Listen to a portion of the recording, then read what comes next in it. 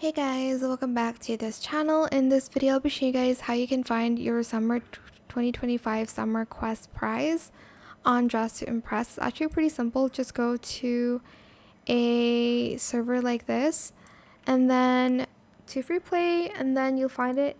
Actually, it doesn't have to be free play, any server, and you'll be able to find it in this section over here. You get this top with a lot of toggles, well, just 3, no necklace.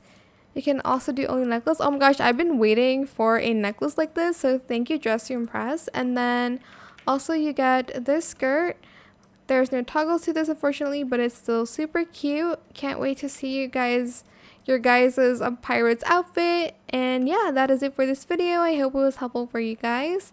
And don't forget to like, comment, share, and also subscribe to this channel if you haven't done that already.